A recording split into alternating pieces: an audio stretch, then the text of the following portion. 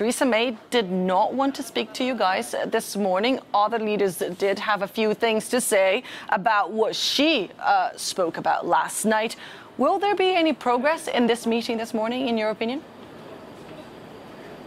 I think it's unlikely that we're going to see any progress on this issue of Brexit, not least of all because, as you say, Theresa May made her pitch to European leaders last night. We've heard their reaction this morning, one of conciliation, it should be said. Everyone here is talking about compromise, talking about the need for a deal.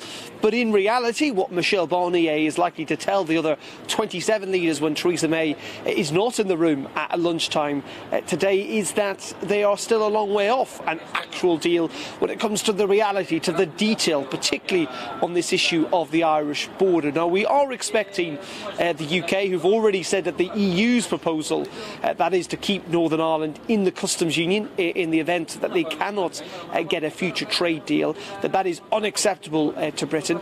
We expect the British government to come up with a new plan, essentially, in October, ahead of that next summit. It is likely we're not going to get the detail on that until after the Conservative Party conference, not least of all because this is all very domestically very difficult for the British Prime Minister, Theresa May. So we're not likely to get any real substantial progress today, or indeed I would reckon over the next few weeks.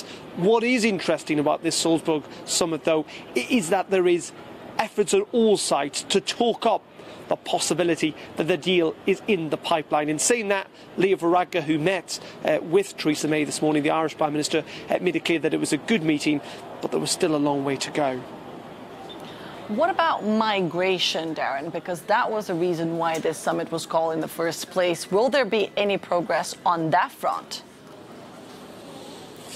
Well, yeah, again, this is a big sore for the European Union, isn't it? The issue of migration. And it does seem that the more they talk about it, the more the divisions become apparent between the different EU leaders. We all know that there have been these proposals made, whether they are on so-called control centres. That's been championed by the French President, Emmanuel Macron, though there's very little detail of what they will actually look like, and none of them have opened yet. We know that Jean-Claude Juncker, the EU Commission President, has made a suggestion of a proposal that there will be 10,000 border force officials who will be able to help repatriate failed asylum seekers back to the African continent.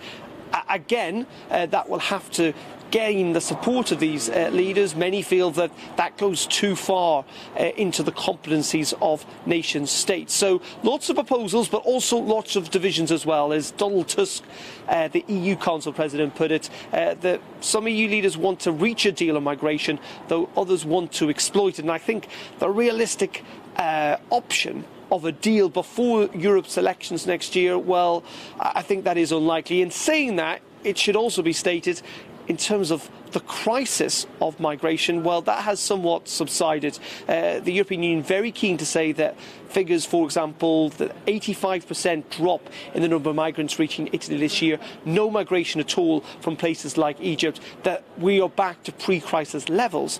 The problem is how can Europe deal with another migration crisis if it was to happen, for example, next summer? And at the moment, there is no deal on the table to do that.